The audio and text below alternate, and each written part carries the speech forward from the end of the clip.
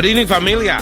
This is your Ray Collazo, and you're watching and listening to the simulcast of the Found in Translation Vodcast and Bomba Live, the virtual Puerto Rican celebration, because Puerto Rico we don't stop celebrating. Thank you so much for joining us. This is your Ray Collazo, and we'll have many of our very special friends and guests and co-hosts and contributors on in a second. I want to thank you for watching this live show, whether you're watching on Facebook, Twitter, or YouTube, as a vodcast on YouTube, as a podcast, anywhere you can download the Found in Translation podcast, or as a radio program at WPPMOP 106.5 FM in the city of Philadelphia. On this very special simulcast later on in the show, we're going to have one of our regular hosts, Christina Vega, and a very special guest, Lizza Monet Morales. Of course, you know XOXO Lizza from social media, who's going to talk about how we can continue to organize around issues related to social justice, and a very special update on the upcoming Hispanicize Conference, which is a major event on the calendar for Latinos and social media. But first, we have another very special guest we want to introduce. But let's start with my co-host, my fearless co-host, riding shotgun with me as always, Sulaih Picorelli. Good evening, Sulaih. Hello, Ray. I've missed you. My hands are still sweating from Bomba Live. Yes, no, Bomba Live was a whole lot of fun. And as you can see, the Bomba Live continues in some iteration. We're trying to figure out, is this going to become two shows? Does it become Bomba Live? But either way, we're going to keep the party going, and you're a big part of that. And I know that this sort of grouping of guests is right up your alley, because it really falls in the intersection of activism, the arts, literature, suspense, and social media. Indeed, whether it's curling up on the couch for a Netflix series or a good book, many of us cannot get enough of crime thrillers. And tonight on the Found in Translation Bomba Live Vodcast, we have the author of the hottest new crime novel, The Golden Prison. Welcome, Paul Sangillo, to the show. Hi, Paul. Hi there. So good to have you on. Paul Sangillo. So I'll tell you what, in the spirit of diversity, how many podcasts can say on the same show with three panelists, they have two Dominicans and three Latinos with Italian last names? True, that is so true. You know what I'm saying? I mean, this is something, Paul. If we were a law firm, obviously you would be the lead partner. So it would be Sangillo, Collazo. You got to end with Picorelli to just give it that pump. So Sangillo, Collazo, and Picorelli. Some good stuff here. But yeah. Paul, for our New York area friends, and of course our Columbia network, is a very, highly decorated lawyer and very well known in the legal circles in the tri-state area. But now, Paul, you have transitioned, and we want to hear more about this incredible new crime novel that you've written. You're now an author. So before Sulaih gets into the nitty-gritty of this new book you have, The Golden Prison, because she has some questions for you about this incredible opus that you've written, but just share with us a little bit about the journey of going from a highly successful, still to this day, a very highly successful lawyer in the cutthroat world of New York legal world, to now a very successful new author. Wow. Thank you. Thank you for that introduction. Thank you both, Ray and Sulaih, for having me on this show. I'm so proud of you. This is a really a great platform. So happy to be on. With respect to the book, it's pretty amazing, because I had started this all the way back in law school, just started it. And it wasn't until back in 2005 that I actually had a completed manuscript. And this is just something, I think it really translates to, the struggle, not only as an author, but also as a Latino artist, because I had tried to get this published years and years ago. I can't even tell you how many times it was rejected by different publishing houses. And, the whole moral of this tale is, don't give up the fight. If you're after something, if you want to, accomplish your dream or your goals, persevere. So, with that said, this manuscript was done in 2005, and it really wasn't until maybe 2.5 years ago that I approached this gentleman who I had known years and years ago. And I said, I had approached him with another project, which he had rejected. He was a former media executive and started his own his own small publishing house. And he said, sure, why don't you send this over to me? I'd love to take a look at it. And he read it. He got back to me right away, which, blew me away because so many other times it was just, rejected outright. And he said he loved it. He said, but it needs some editing, some heavy editing. So it went through a very lengthy editing process. I have an amazing editor. She's spectacular. When she sees this, I send my best out to her for just doing a great job. And we launched recently, and in the midst of the pandemic, it's gotten great reviews. I'm very proud of the reception it's received, and I'm so happy to be on this program today to talk to you both about this. Paul, could you maybe perhaps take us all the way back to when you were crafting and developing Sure. characters? Like, what does that process look like for an author? Yeah, that's an amazing thing. I early in my career and during law school, you really encounter so many different characters. Okay. Ray and I go all the way back to Columbia College. And Columbia College, you work hard, but you have a lot of fun. I went straight into law school right after college, and the fun stopped right there. And it was a very interesting thing because, again, back to my Latino roots, having been raised by my mom, who was Dominican in a Latino household, even though as I mentioned to you earlier, my father's Italian, but I was raised by my mom. And so I always remember at Columbia College, there was always a lot of warmth and camaraderie amongst the students. And then when you get to the law school, it becomes a hyper competitive atmosphere. At least it was back then. Perhaps it's changing a little bit. And then I remember thinking, wow, I want to write about this because, in many respects, the main character has certain parallels with me. And so I remember reflecting upon this jolt from having done well at Columbia College and then wanting to go on to, bigger things with the law school, and realizing that, wow, what have I gotten myself into? And how much different these people are that I'm studying with than the people who I was going to school with just a year prior. And then also the whole regimen, the workload, the rigors involved with the study of law. And I wanted to write about that. So trying to fit that in was not an easy thing. I went to school with a great study partner. He and I had a wonderful relationship during my early law school years, and we would talk about some of the different characters that we went to school with. Some were international students. Some were, like myself, who came from small towns in New Jersey. Some who came from the West Coast.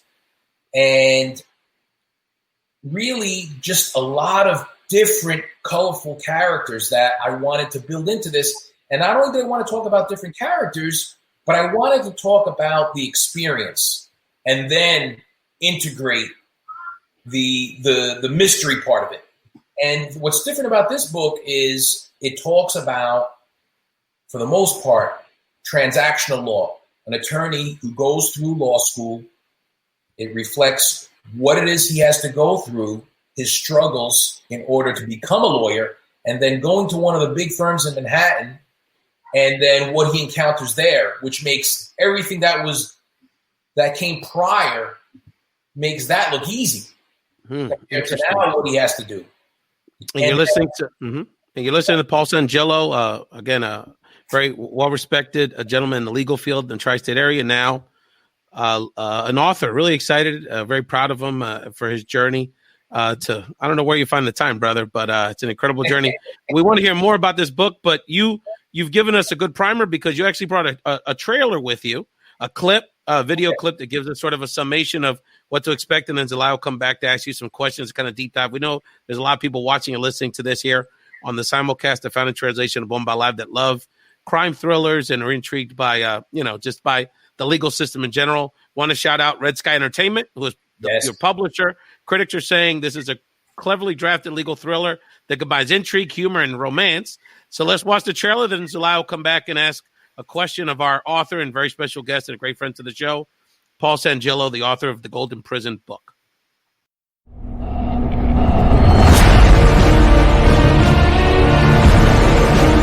Wow, Paul, that was amazing. Thank you. I have to ask, at what point did you realize that this could be much greater, something bigger than outside the book?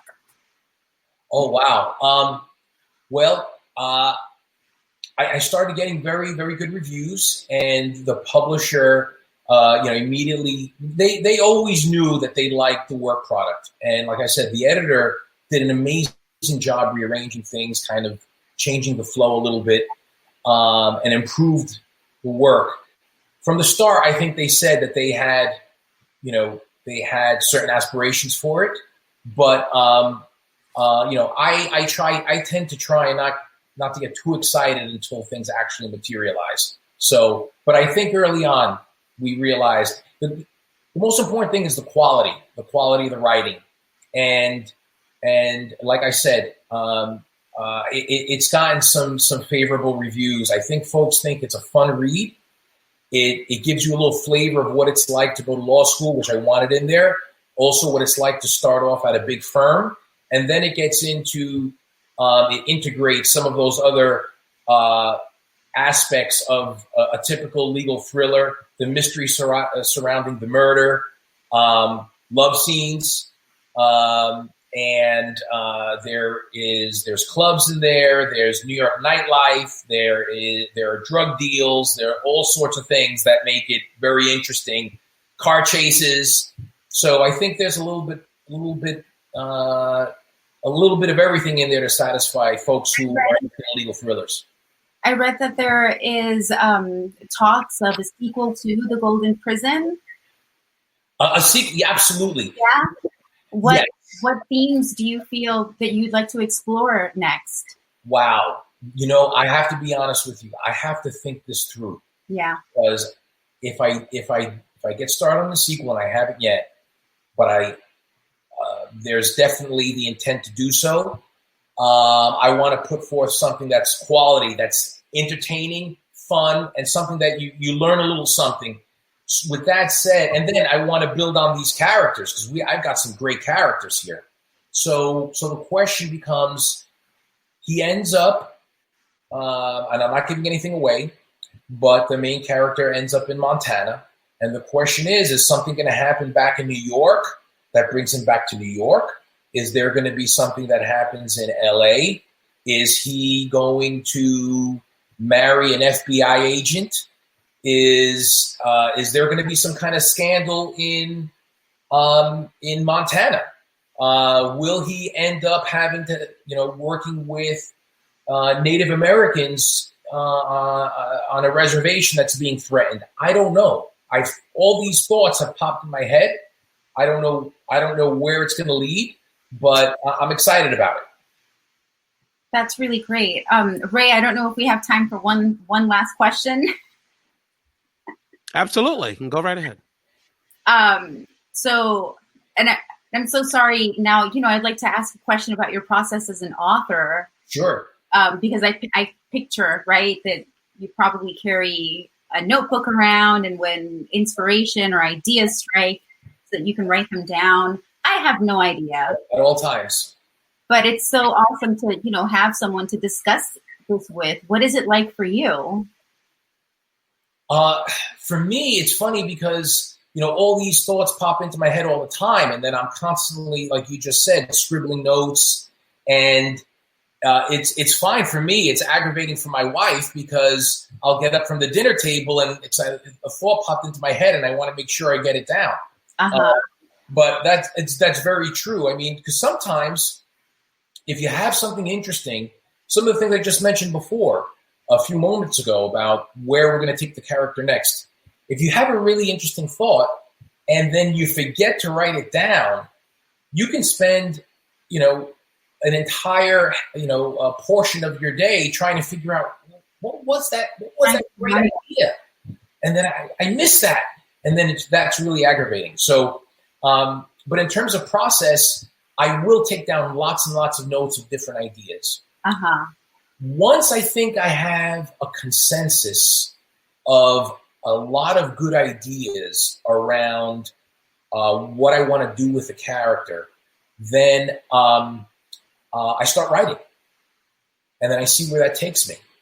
And then my editor told me, she said, listen, in every scene, you need to advance either the plot or the characters. Okay.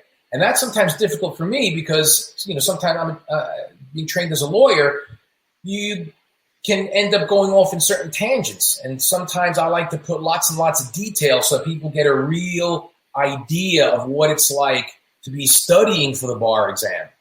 How did the character study for the bar exam? He studied standing up because he didn't want to fall asleep, okay, with a pot of coffee next to him. And those types of details. But sometimes, I've been told, this might be a little boring. You need to either advance the plot or the character at all times. So it's kind of a tension between the two. And I try and incorporate the both. I'm trying to incorporate both. I want to be true to everything I want to get on the paper, but at the same time, I want to keep the action flowing to keep people interested and turning the pages. Well, and you're watching my co-host Sulaih Picorelli and Paul Sangillo talk about Paul's newest book, The Golden Prison. You can find anywhere you can download on any device or tablet. My wife's reading it on her Kindle as we speak, and Amazon, and a physical copy as well. We encourage people to purchase. In a moment, you're going to hear from Bomba Live family and Found Translation Christina Vega and the legendary social media queen, La Reina XOXO Lizza, will be joining us. So we're so proud to have her on the show. But Paul, my final question to you, brother, is, yes, sir. I know one of the reasons you wanted to come on here specifically this week with everything going on in the world, you wanted to give a special shout out and a few words of advice to aspiring Latino authors. There's so many, we really are in a golden age, particularly with this new generation of Latina authors in literature, spoken word, and a lot of different genres. But, you're really blazing a trail into one that we have such an interest in. And I'm sure there's a lot of other aspiring crime writers that are having a tough time getting into the business. So any a brief thoughts you have for those that are looking to follow in your footsteps? Thank you so much. First, I just want to add, with respect to your platform and what you're doing, you guys are trailblazers as well. I'm grateful to be here on this show. This has been a great experience, and I think you guys are doing an amazing job. With that said, I want to close this, with the same premise that we opened with, which is perseverance. Sometimes with Latinos, we know we have these mountains to climb that almost seem insurmountable, but press forward. And like I said earlier, if you have a goal and you want to achieve it, my goal, getting this published, it took 15 years. It took 15 years and literally 100 rejections before I found one person who would invest the time and the effort to help make this a reality. And so with that said, Latinos know, they know what the struggle is like, and so be it. Remain persistent, follow your dreams, and you can achieve any goal you set your mind to, whether it be an author, whether it be another area of entertainment, whether it be the law, whether it be trying to pursue your civil rights, all of the above. We always have to keep that in mind. It's terribly important, especially in this day and age. Before we ask Paul to, again, remind people they can purchase The Golden Prison and keep up with him on social media, Sulaih, I know you've been inspired by this segment. You are very intrigued by Paul's journey. And of course, I know you're looking forward to reading the book. So just any final thoughts you have for Paul? I was just wanting to say that I'm looking forward to see what happens next for the Golden Prison, sequel, Netflix series, whatever that may be. We're really excited for you. I can play, some guy working as a bar back in a scene at a club, and Netflix, I don't mind. There's no small roles, just small actors. You know what I'm saying? Let me tell you, Paul I got to tell a story before you go, Paul. You're one of the smooth, if not the smoothest brother I know. You're up there. July, I'm just going to leave the crowd with this. When I asked my man, hey, much respect to your wonderful wife, Alexandra's a great friend as well. So how did you meet your wonderful wife? When the story starts with, well, I was in Rio de Janeiro for New Year's, then you're smooth. You know what I'm saying? So, but Paul, again, great friend, great mentor, very gracious with your time and always supporting all of my whole family. And, you're a big part of the family, brother. So we're going to give you support the Golden Prison. Remind people they can follow you on social media and follow what's going on with your new book.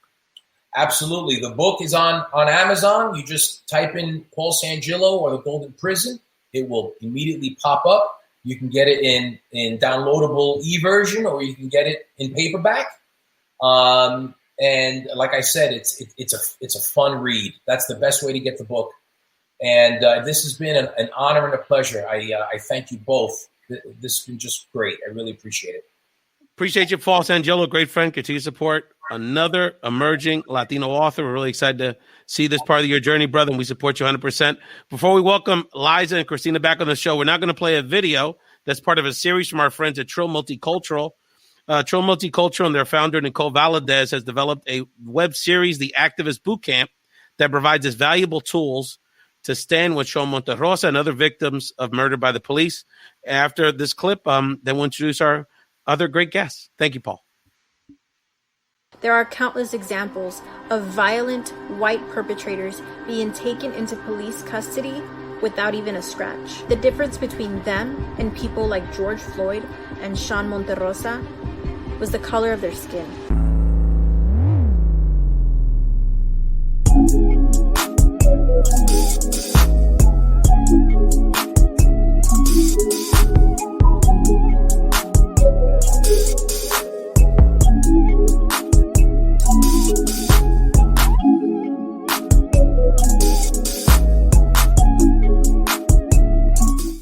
Today I want to talk to you about Sean Monterrosa, a 22-year-old Latino who was murdered by Vallejo PD when he was kneeling on the ground with his hands up in the air. The officer responsible for Sean's murder fired 5 shots from behind his windshield. He never even stepped out of the car. Sean was a beloved son, brother, and community leader. He fought for social justice until the very end.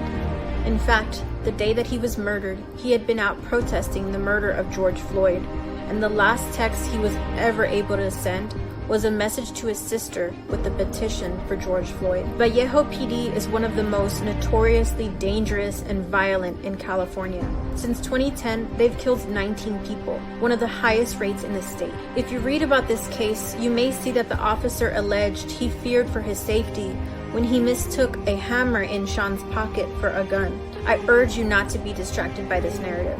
Your experience of 27 years was this excessive force?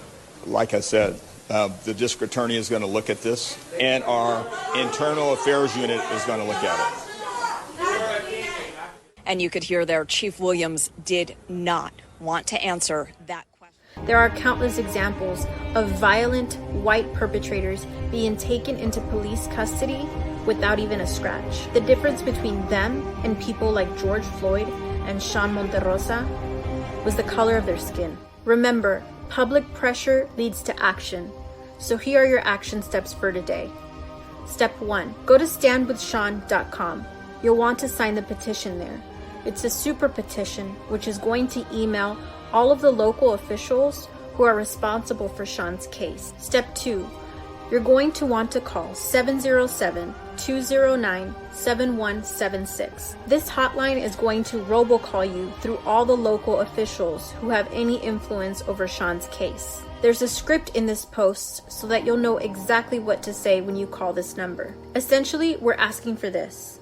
We want the State Attorney General, Xavier Becerra, the Solano County District Attorney, Christina A. Abrams, and the Vallejo PD to fire and bring charges against the officer responsible for Sean's murder.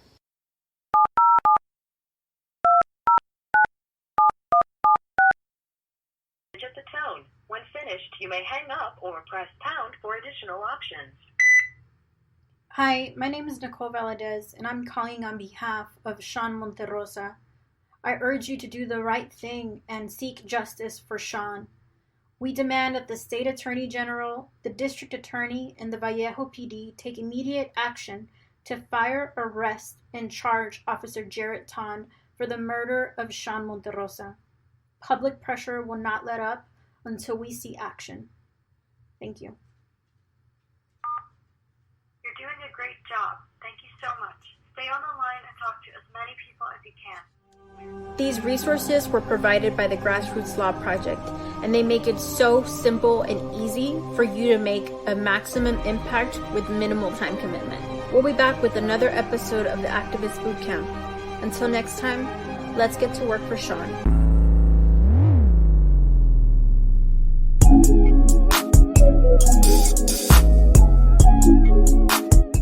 Thank you so much. Our friends at Trill Multicultural, Nicole, and our great friend Rolando Rodriguez from Houston, Texas, that brought us this series that we're working on. We support I Stand With Sean 1,000%. We're going to get into how Latinos get engaged in these policing issues in a moment with our other very special guest, but the Bomba Live talent director and found translation sister, Christina Vega, again with us. Christina, I know you enjoyed that first segment with Paul. I did. That was awesome. Great project he's got going on. What's going on, Christina? Yeah, that's amazing. Hi, guys. Thank you for having me again. That was one of my big bros. Smooth cat. Yeah, he is pretty smooth. I was like, okay. Yeah, he's got a lot happening there. Well, pretty cool. And he can dance salsa too. You know, when you're Dominican Italian, you got to be smooth. You know what I'm saying? So for me, that's always a thing for me. But anyway, no question. Well, like I said, he's gonna end up acting in this Netflix series. I'm gonna tell you that right now. Christina, thank you. First of all, you're doing double duty today because love shouldn't hurt. Your campaign to support Latina survivors of domestic violence. You did a show earlier, just 7:00. So why don't you just really quickly talk to us about the subject matter, and then Sulaih will introduce our very special guest.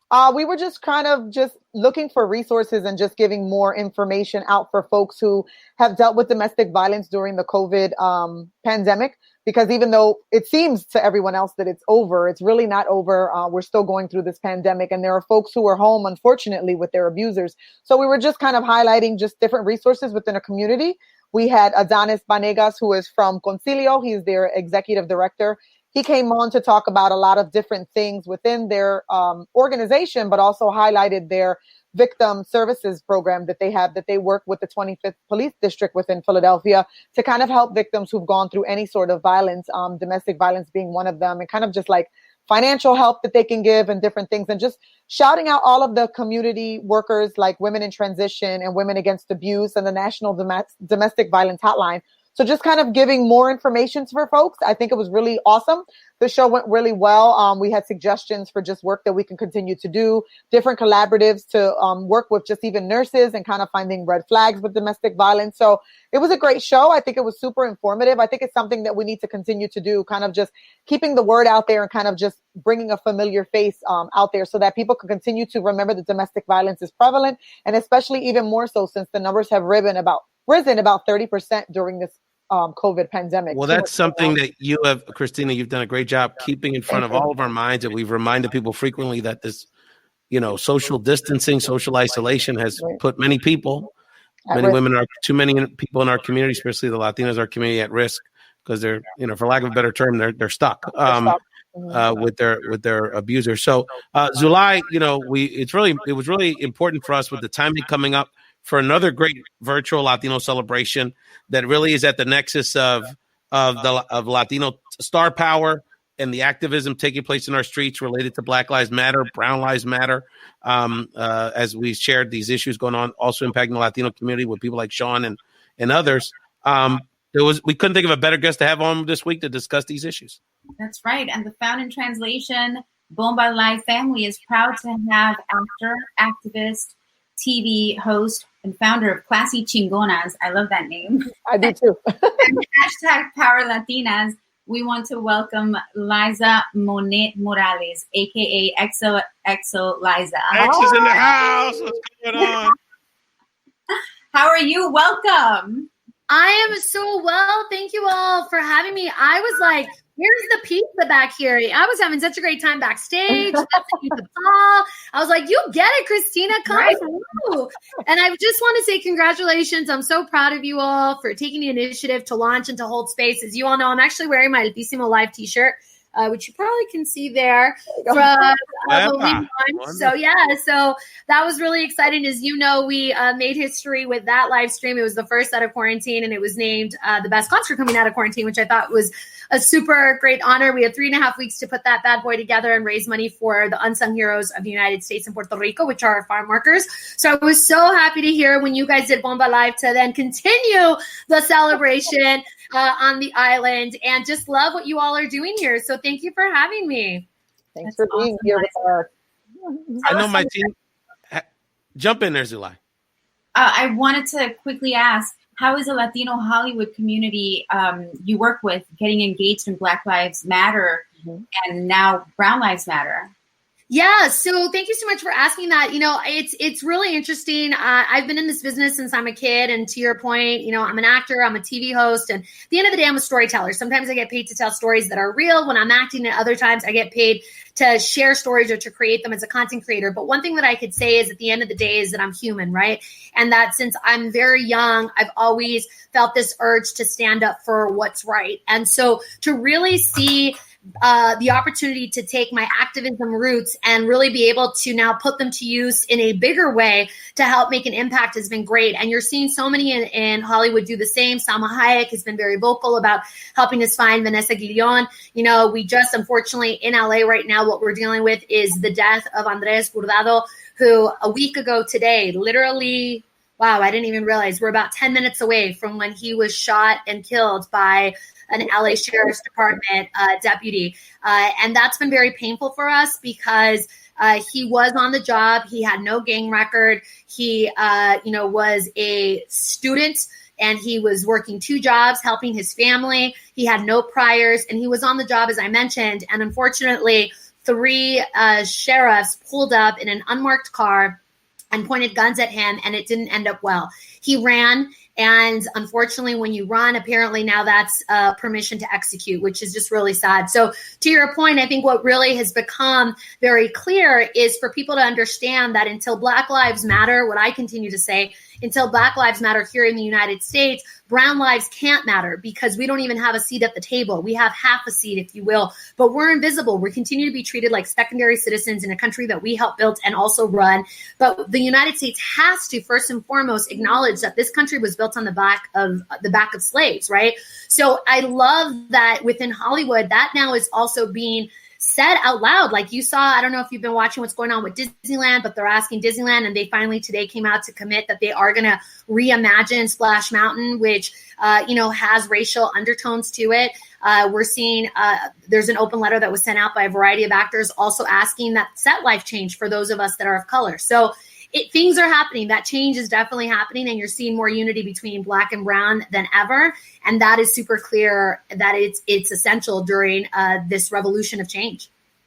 And bringing Hispanicize into the conversation, tell us, how will Hispanicize incorporate this activism during your virtual conference next week? Yeah, so Hispanicize this year, NGLA Collective is doing it. As you know, it's a new ownership for Hispanicize, so it's super exciting. They're actually doing a virtual gathering. It's going to be the largest virtual gathering of Latinx, which I think is fantastic. And it's not just influencers and content creators, but also entrepreneurs, media, entertainment innovators, and there's a variety of panels. So you will have panels that are related to activism. I really loved watching that video for Sean, much like what we're doing for Andres.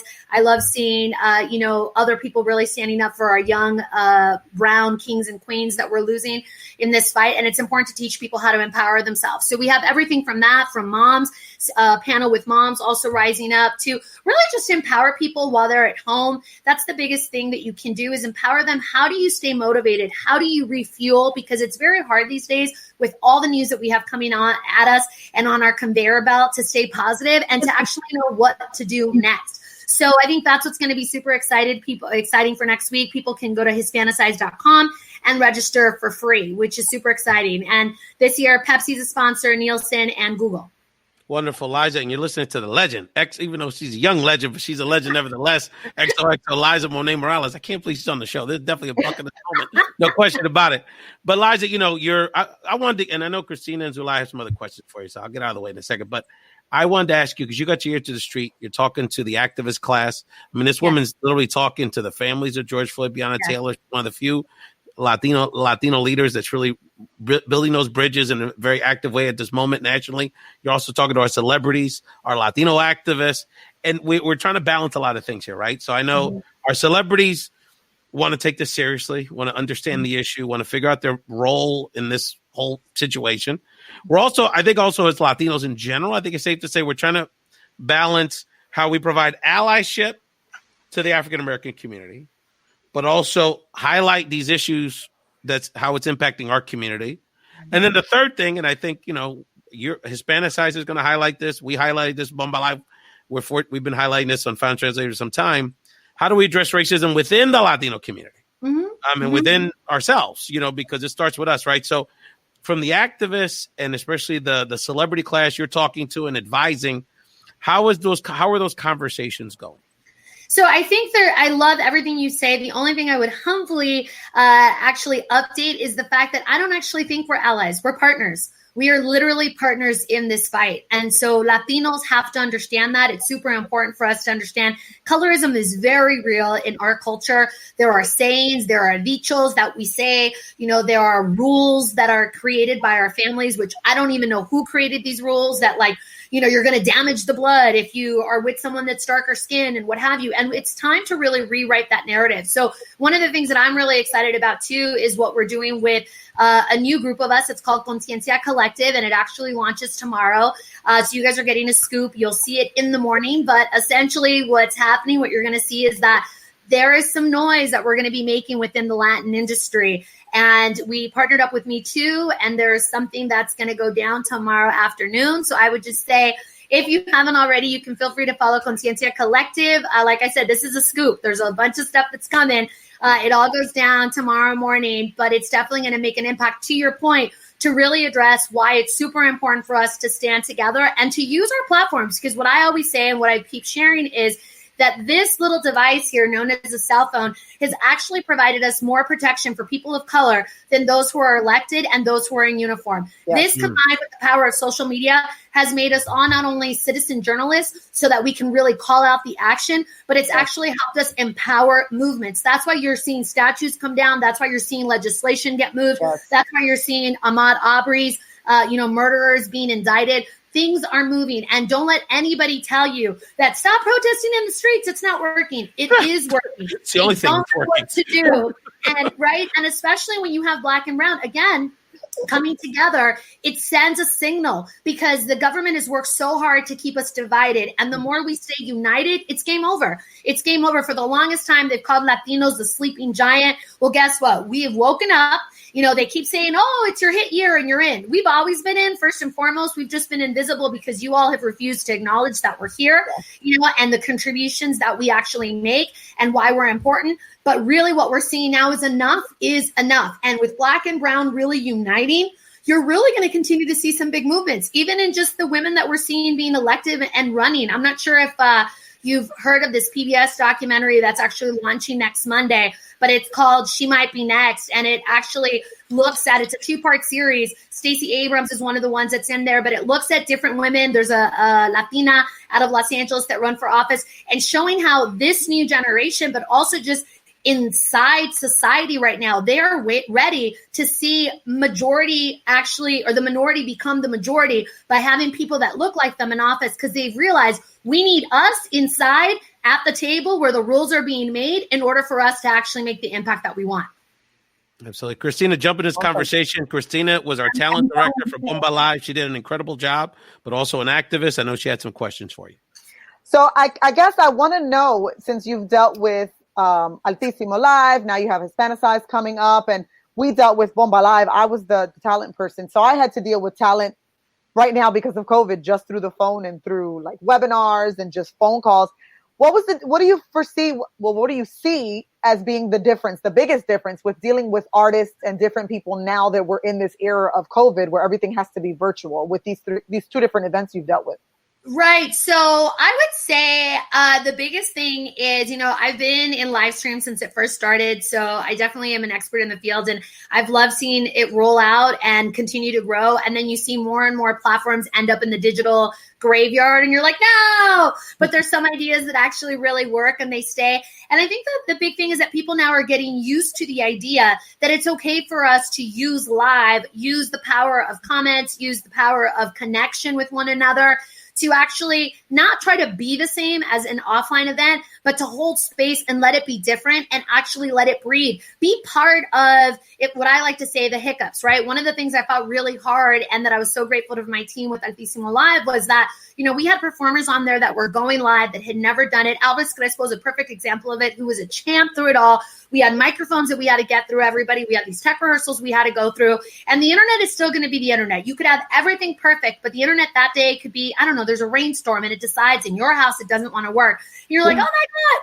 But we're like, you know what? That's part of the excitement. Like, as if you were at a real live concert, you want to be able to kind of go with those flows, as opposed to having it prepackaged, where we've seen some of these other concerts out there where things have sometimes been prepackaged. It's turned off the audience because they feel like, I'm already at home, para eso me voy a poner a ver a Netflix if I'm not actually engaging. But to see Elvis, shaking and having a good time, and then talking to Enrique, and we're putting comments in, or we did a meet and greet, with Luis Fonsi with the fan who was freaking out. And then you saw people like, oh my God, this is actually happening. Right. That's the fun part, because that's where you capture the essence as if you were at an event in real life, right? So I think what's great is we're continuing now to see a lot of these platforms adding new features, right? Even with Zoom, like adding now, before you needed a green screen to have a background. Now they're like, just kidding, you can have a background. So that tells us that there's so many things that they can do, but they chose not to do. Yeah. But it's funny how all of a sudden COVID happened and all these features, Facebook now wants to be Zoom, and now they have rooms, and now, it's like all these different platforms are adding all these new things, which before, when you had asked them even 6 months ago, they're like, yeah, that's on the timeline. I don't know if that's possible. So if anything, what I think is exciting is that the great pause, as I like to call it, is really advancing us to this next chapter of what it's going to be like. And so I always say, listen, DC during Corona, really take that time to figure out what's that one skill or two skills that you can improve on. So AC, after Corona, when you come out of this, right, you're coming out better, because it should not be what you were like BC before Corona, because we're never going back to that. It is a changed world. I'm going to need you to let that go. So if you really want to hold on to that, sucker, we're going to run you over. Life is just going to come and like, beep, beep, like, we don't got time for you. So what are you doing to advance? And us seeing the technology advance really is an amazing opportunity. I mean, I've seen it, and I was talking to Ray about this, just even with music clearance, it's the Wild West. It's continued to be the Wild West, and it's gone even faster just because so many people are doing so many things online. But it's forcing change to happen, much like the protests and everybody, keeping their foot on the gas is forcing change to happen. So if anything, even though we're paused, we're actually moving very quickly, if you think about it, towards change and towards a new era. So that's where we have to really have that balance and make sure that we make time to have self-care, because it also gets very addicting to just be on all day long, to now be like, well, I wasn't watching TV, but I was live and I was connecting, and now I'm being the activist, and now oh my God, what am I doing? Right? So you also want to make sure that you're making time to just like zen out. Yes. So do you find it was easier to get these artists now during this virtual time? Was it easier to say, hey, we're doing the show, we're putting it together, are you interested? Or was it more difficult because it's virtual? Did you have more buy-in because what we're going through gives people kind of like a bigger space for them now to say, okay, once I am on the show, I still can remain relevant because it's virtual? Or were there folks that just because it was virtual were kind of just put off by it? I think we were really blessed because with Altísimo Live in particular, that was for the farm workers. So when you have an event, and I'd love to hear what your experience was with you were booking talent, we actually were turning people away because, we connected. We were on a historic 10 hours, 2 minutes and 40 seconds. I will never forget that time. And we connected people across 7 different countries and 8 different time zones. And literally on all day, basically, right? So while we were having all this programming, though, we also had to keep in mind where people were, where they were sleeping. We had some hiccups. It wasn't perfect, right?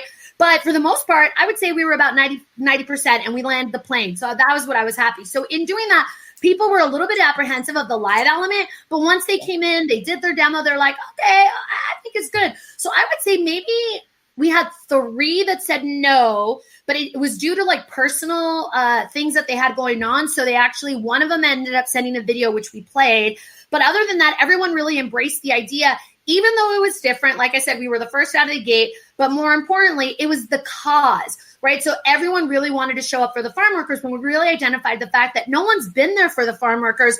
We have the person that currently lives at a bunker on Pennsylvania Avenue, trying to even lower the amount of money that farm workers are making. That actually in and of itself was so frustrating. And it's like, listen, every time you pick up a fresh vegetable, every time you pick up a fresh fruit, guess what? One of our people picked it for you. We can at least show up for them on Cinco de Mayo, and let's really take back that holiday and really show that we can all put our flags down and instead give it meaning. Because as you know, Christina, Cinco de Mayo here, it's like the Latin version of, St. Patrick's Day. For us, as a Mexican, I can tell you that's not our real Independence Day. So to really give it a meaning and really see Colombians, Puerto Ricans, Guatemalans, Salvadorian, everybody coming together was something special. So I think cause-driven is really what's going to make a difference. But what was and I would think for you all, it was similar because everybody loves the island, right? And has They do. And I think that's what made it so touching and moving for me, being the talent person and kind of reaching out to people and wondering, will they say yes? Will they say no? What will turn them off? But I think the biggest buy-in for all of our artists and everyone that participated and paying homage to Puerto Rico. So many people were so excited to say, oh yes, I'm Puerto Rican. Bien, yo quiero poner mi flag and pera. And, I want to be on the screen and support being Latino. A lot of the people who kind of, just like you, we were turning people away at the end. Like people were sending us emails and inboxes and just even on Instagram. You feel bad. We did. We felt horrible. At first we were like, okay, are we going to be able to do this? And then at the end we were like, okay, now we got to start turning people away because people were just so moved by, just like you said, there's a cause behind it. And because we were paying homage to Puerto Rico and just giving our island so much love, our comedian, Eli Castro, he was like, this isn't a you thing or a me thing. This is a juntos thing. We're doing this together. I'll do anything to support being Puerto Rican. So that was my experience. And I was just interested in yours because that's exactly what we felt as well. So people, it's really been beautiful to show their pride in. Yeah, and it's beautiful though to see that the community cares to show up, right? And then same thing for everybody that we had watching across all our platforms on Telemundo, on People in Espanol, on iHeart. I mean, we had such great partners, LiveX Live. It's been great to even hear people. I was wearing the shirt out the other day, and I had like 2 people come up to me when I was buying groceries. Actually, they're like, "Is that Latino Live?" I was like, "Yes." They're like, "Oh my God, we totally watched it. We love Los Tigres del Norte," and I'm like. The fact that you watched my event, oh my God, I'm like, I need a picture with you. Like, it just was so cool because they're like, yeah, it was such a cool way to spend Cinco de Mayo. And we had micheladas and like, we had a good time. And I'm like, wow, that's great. And to also hear from the artists themselves, what a great time. We had several of them, Juanes being one of them, J Balvin, who stayed backstage to watch other people perform that were coming up after that, Andy Garcia. And I just thought this is really cool to see that like, they're done, but they actually want to stay backstage to kind of see, well, what's next? What am I going to miss? Right. So that's that sense of community that you really appreciate and you want to keep building on. Yes, definitely. Liza, so then speaking on, speaking of our community showing up, and then also going back a little bit to the political landscape and women in politics, if you could tell us how it's been for you out in your area, I'll tell you briefly. We had our first Latina female woman run for the Senate, Janet Diaz. And this was the primaries, but she won. And, I feel that she worked really hard. And Janet is one of these people where, she's quiet. She's there to help. She's just, she just shows up. And when she won, so many people were surprised because she had minimal donations. People thought that she didn't have the support of the community, but she was out there knocking on doors. But other people outside of the community slept on Janet Diaz. How do you feel about this happening in California? Yeah, so I think it's so great. I want to give a big shout out to Janet. Again, I want you all to watch this documentary. It kicks off on Monday. I'm super excited. I'm going to be promoting it. I'm so pumped. It's called, She Could Be Next. It's on PBS because it addresses this very thing, right? The fact that we have more women of color running for office. I'll share a personal story. I personally actually ran for city council a few years back in Beverly Hills where I live, and I did not win a seat, barely, but I also didn't come in last. I was the first renter ever in Beverly Hills to run, which I thought was interesting. I was the only woman of color that was Latina, I should say, traditional at that point running. And I ended up coming in. So there was 2 seats available and I came in third. So I just missed it. But I will tell you, I was so proud because there was about 4 people behind me, which is great, who spent so much money, who were, buying people off. I don't know, whatever they were doing. I'm not trying to accuse anybody, but, they were really making sure that they had these big tea breakfasts and lunches at their beautiful mansions in Beverly Hills. And all I knew how to do was knock on doors, put on my sneakers, lace up, and then do good old fashioned, I want to come meet you, and here's why I want to run. And as a renter, here are the things that I feel in our community aren't being seen. And that's what I think Janet did. And I think that that's what women know how to do is we can identify a problem and get to work. And especially when you're a woman of color, you can roll up your sleeves. Yes, we know how to roll up our sleeves and look good. We'll throw on a red lip, holla, and some hoops. There we go. But then we're good. Put us to work. We're not going to be, ay, pero yo estoy tan frufu y que me voy a poner que no, that I don't know if I could get to work, or this is below me, or I can't have tacos because, that might stain my shirt. We ain't got time for that, right? So yes, that's it. There it is. And she could be next. Yes, it's the best. I'm so excited about this. And so I think to Janet's point, that's what's so cool is to know that she really rolled up her sleeves and she got to work. And one of the women that is in the documentary is based out of California as well. And what excites me about that is a couple of things. We saw the way that the Gen Z just trolled Trump and his rally by using TikTok. Again, they use social media in a genius way to make sure that they, registered for these seats. Were they 100% responsible? No. People, of course, were worried about COVID and other things, but they made themselves heard, right? Another big thing that I know that is going on TikTok right now is for so many of them committing to turning off access on the cable for their parents and grandparents to Fox News. I'm like, oh my gosh, stop. So here's the thing is that so many people say that, as millennials or as Gen Z, oh, y'all just know how to use technology and you're lazy and you don't know how to do anything. Well, boo-boo, we're going to show you what we can do, because when you're raised on watching films like Hunger Games and on Harry Potter, and you're learning how to fight for the world and fight for your rights and not to be invisible, what else did you expect? That when we actually see things that actually aren't right, we're going to step in and we're actually going to do something about it. So to your point, it's very empowering because it gives me hope for what's to come. But it also shows me the work that we have to continue to roll up and do, because they slept on her. Why did they sleep on her? Because she was a woman, because she was a woman of color, and because she didn't come from a certain zip code, right? So then how do we show them that when we still can come together, because we now have become the minority majority in mostly all the United States, and we will be population-wise the majority in another 2 years, right? So being that our numbers outnumber the traditional Anglo-American, we really need to start uniting, right? And one of the sad things, unfortunately, is that they use fear in our community, and pena is such a real thing. And because documentation status is, whether you're undocumented or documented, is such a big thing in this country, and this current administration has used it to politicize fear, it actually keeps people from even wanting to get involved or have their voice heard. And so another thing right now we're seeing is the census. We're in the middle of the census. If you are watching this and you haven't filled out your census, please. It's 7 questions. It'll take you less than 10 minutes. And it's super important for you to know none of the questions on there will ask you about your citizenship status. None of the information that you gave will be shared with anyone, including your landlord.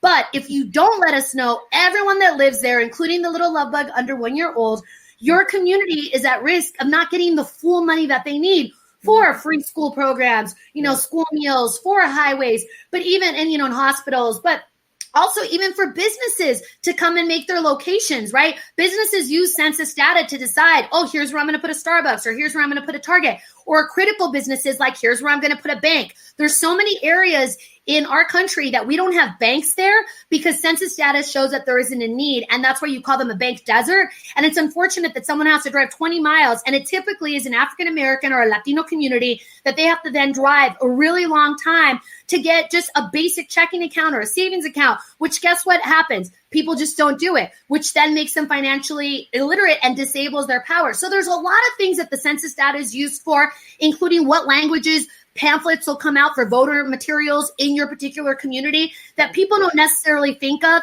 Puerto Rico being a perfect example. FEMA uses the census data to determine what their impact is in terms of response, where they're going to go, how much money can be allocated. And to this day, unfortunately, with Hurricane Maria, I was just talking about this yesterday, we still don't know. I'm working with a project with Voto Latino to encourage people also with the census. And we were talking about Hurricane Maria. We still don't know the full impact because we still don't have a full count of everyone on the island. So we need our people to show up. Si nos podemos poner que, hey, you have to do it, but we can't hold someone accountable if we're not doing our part to be accountable. You know, we have to get counted. So please, please, please, if you haven't already, make sure you can go to my2020census.gov, or you can also go to somosmas.org. They have a bunch of information in there helping Latinos in particular answer the 7 questions in case they, have any confusion to get it done. But that's also something super important. Liza, shout out with you on Instagram. I really hope we stay in touch. No question about it. If you could just give us a moment, Liza, because we do give you an opportunity to share with us so everyone can know they got to check out Hispanicize next Wednesday, July 1st. We're going to play a very short clip of a great friend talk about supporting each other. One of the great performers that was on Bomba Live a few weeks ago, Pablo Batista. He is, amongst other things, he not only has his own Latin jazz ensemble, but he's Alicia Keys' percussionist when she tours all over the world. He's got a virtual concert tomorrow, which you can check out on his Facebook page and the Levitt Pavilion Steel Stacks Facebook page, along with special guest and other legendary musician, Nestor Torres. We're going to get a quick clip of his new song, Watermelon Man, and come back with our final thoughts with Lizza Monet Morales.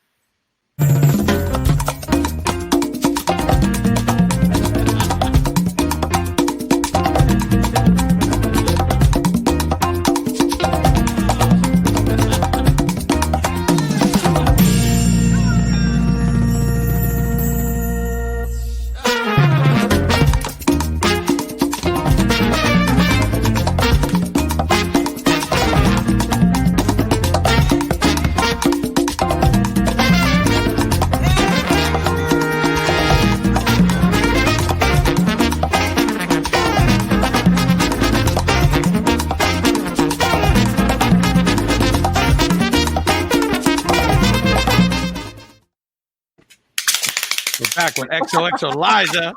And if you want to keep hearing that smoking music, no, Pablo, you got to have him in some of your programs. We would definitely connect you. He's fantastic. And he's toured with artists all over the world. And you can check him out on his Facebook page, Pablo Batista, on the social media, or the Levitt Pavilion Stacks, their virtual concert tomorrow on Facebook. Sulaih, I know you're really inspired by Lizza Monet Morales' appearance. Any final thoughts for Lizza as we go around the horn here to wrap this up?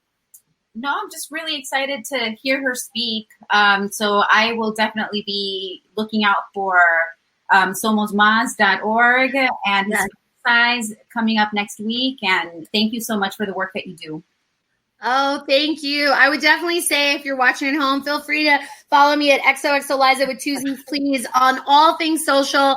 Specifically, if you're following me on Hispanicize and you want to be part, or if you are following me on Instagram, I should say, and you want to be part of the solution, then please tune in, because what I've been doing now for a month and a half daily is giving what I call homework for change. So I've become the founder of that because I started realizing that people wanted actions that they could take. And I realized that as everybody's going about their day, it's very hard to want to get involved, but then not know who to call or what to say. So similar to what they've done for Sean, I just make very easy steps every single day. Like, okay, swipe up, again, using the power of social media. Swipe up, it's going to take you straight to the petition. You can sign it for Andres. Swipe up, it's going to take you to the official fundraiser for, Elijah McClain, let's say, which was started by his mom. That's another case that really. We haven't even gotten to that. I mean, I didn't know about that till today. That is an outrage. Yes, that one really, really gutted my soul. And so what I've done as we've been going through, and we're seeing so many of our citizens and just people that live in the United States that have been out there protesting get hurt, I've really made it a point and a priority to show up and find them so that I can find their families and figure out what is the specific way that we can show support. What is the official GoFundMe? Because a lot of people also take advantage of other people's pain and create some fake accounts. So I really have taken the time to verify, to reach out to the families so that we're there, including the young man who lost his eyes, who is Caucasian. He's 17 years old, and he was attacked by police during a protest and was tear gas. And it not only sliced his eye, they had to remove it completely. And his reaction. By the way, that was Dale Murphy's son, a former Major League Baseball player. But anyway, that was. Yeah, I mean, there's so many things, right? And you just start seeing his spirit of like, if this is what happened to me, it's still nowhere near what Black America has gone through. Yeah. And at least I know I stood on the right side of history. And that kind of attitude is like, wow. So I've really made it a point that, we're showing up for these families. And so it's simple actions that you can take daily and I'll break it down. Like this one will take 3 minutes. This one will take 2 minutes. This one's 30 seconds that you can do. And that you're really showing up to actually save someone or help someone or support. We did it also for Ruben Gutierrez out in Texas last week. A big focus was on that. I don't know if you heard about his story, but he unfortunately was going to be the first person to be executed in Texas since the quarantine started, and is Latino. He's been on death row, and DNA that could absolve him of the charges, the state was refusing to test. And so our whole team, my whole community, I was like, we got to call, we got to save him. We have to demand a stay of execution. And we got that call 20 minutes before he was executed. And now we're focused on getting that DNA tested. So, when they tell you that social media, again, doesn't work, you can use it for good and you can use it to make an impact. So by all means, I encourage you to follow along the journey at XOXO Lizza with TZs, please. Get your daily homework and know that even if you can only do one homework for change assignment today, maybe tomorrow you can do 2. The whole point is not to judge your bandwidth, not to judge the fact that other people's homework assignments might be different than yours, but just to do something every single day. We're in a revolution. This is your time to show what you would have done if the Nazis were coming for people at your door, if you were in the middle of the civil revolution back in the day. So this is our time to show up and step up and stay united. No question, Christina. I know you're always excited about the post Bomba Live, our next steps. I know you're even more excited now with your new mentor, Lizza. Well, she's awesome. I'm definitely going to follow you on all different social media platforms because I think you're amazing and the work that you're doing is phenomenal. The only thing I have to say is, when are we all working together? I like that. Speaking into existence, my friend. Right. My favorite line all the time is, Juntos podemos conquistar el mundo. So I think working together would be amazing, and I would love to look forward to working with you. Absolutely. Yes. We'll have to definitely explore some ways to do that. And then remember, tomorrow morning, les dijo un pajarito, it wasn't me, but you'll see something and drop. You're going to be like, oh, that's what she was talking about. Lizza, we really appreciate your time. My last question before we're going to bring Paul on to again, formally thank both of you. So I got 2. First of all, tell us everything about Hispanicize so everybody knows about it. They register. You're going to have Fat Joe Residente. You got all our favorites on there next week. So I know we're all going to be watching. But also, this is my wife's question. Point of personal privilege. My wife gets a question in. We know you've worked with him in the past. Talk to us. She wants to know about Nicky Jam. Is he as sweet and lovely as he looks on? He is. Okay. Talk to my wife right now. She's all ears. Talk to us about Nicky Jam. And then tell us about his Nicky, man. I just have to tell you, Nicky is so humble, so patient, even through tech hiccups.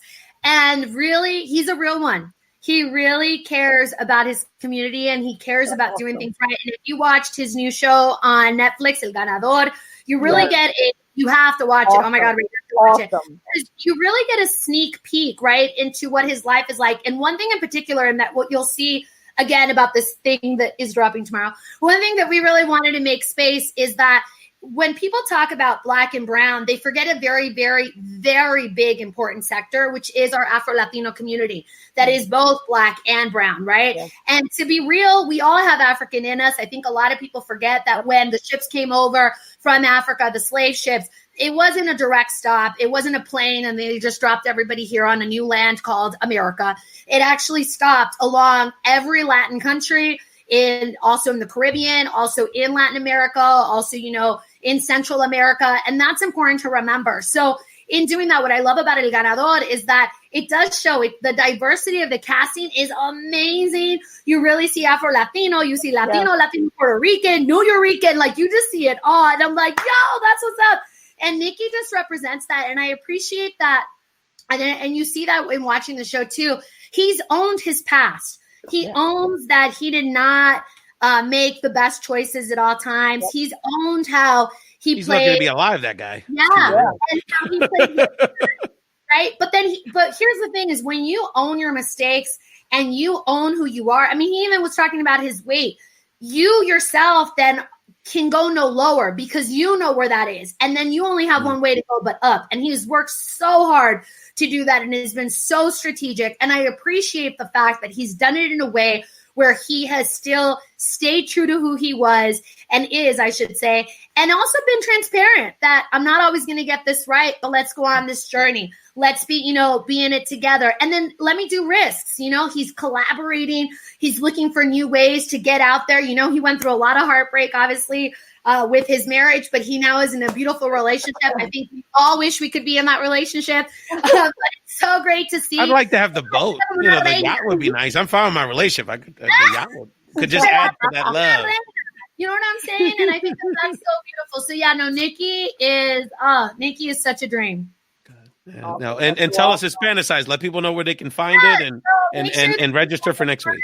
Yeah, so you make sure to head over to Hispanicize.com. You can register for free. It's going to be on Wednesday, July 1st from 9 a.m. to 1 p.m. Pacific, noon to 4 Eastern. And it's going to be a day of impact. Bring your favorite drink, get that mojito, and also bring a notebook and a pen.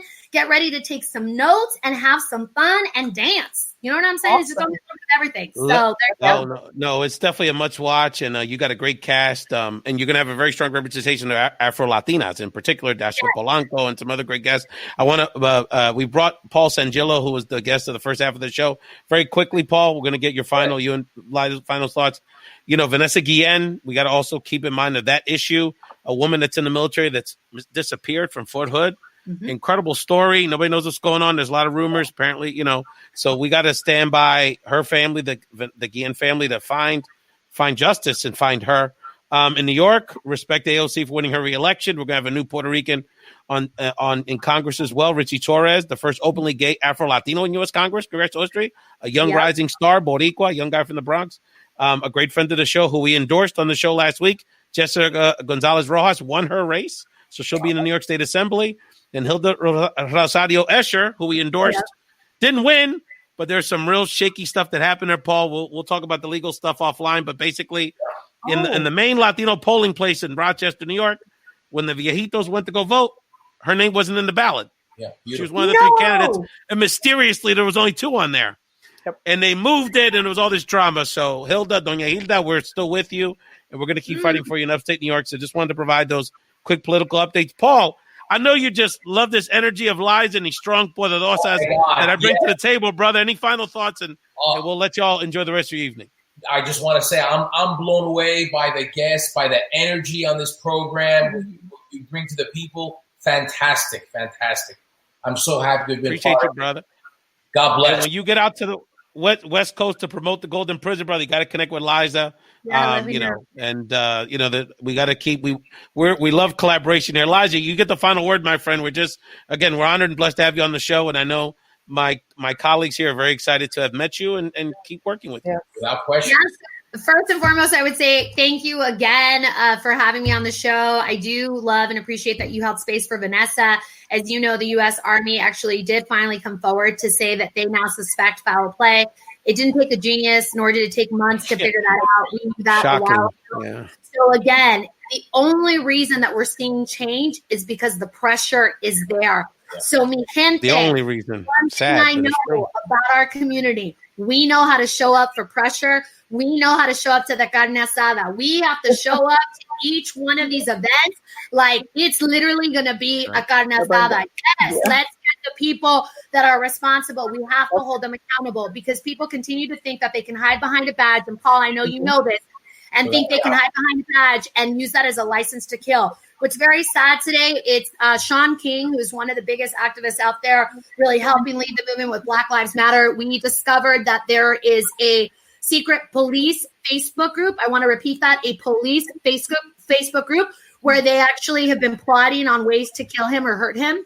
And we've been getting screenshots of those. The FBI has originally or officially launched an investigation into it. And that is just really shocking because, you know, we all know what happened to Martin Luther King. We all know what's happened to other people, Malcolm X, that have been very vocal about their plight about what it is that they're fighting for. So he took the right angle in just not staying private about it. He, again, went to social media using the best tool we have and said, here are the comments. Let me know what you know about the people. The FBI is involved, but in case anything happens to me, you all know where this is coming from. So no one can say, I don't know where it is. So I would encourage each of you, if you see something like New York says, if you see something, say something. But more importantly, these days, if you see something, record it. Record it. Do not let them threaten you. Do not let them say that it is against the law or you can't do it. Paul, again, you can speak on that because officers will lie in order to get you to do what they want. Know your rights. If you don't know them, I'm actually doing a seminar teaching people their rights because it's super important to know them. Very important. Sometimes just knowing them helps get police off of your back when they're racially profiling you. So just continue to empower each other and show up for each other. Because as I said earlier, we have to stay laced up because the marathon continues. We got a revolution. I like that. Want to end this episode of the simulcast of Found Translation Bomba Live. Liza, you're the best. We're going to continue to support you and see about what's going on tomorrow. That sounds very exciting. Paul, you're the best as well. Great friend, and I'm glad you were able to hang out in the green room. The green room is where it's at. There's no question about it. And of course, my regular co-hosts and contributors, Christina and Sulaih, thank you so much for being a part of this episode. Again, continue to support Found Translation and Bomba Live and support our great panelists. Nos vemos. Have a great weekend, everyone. That was great.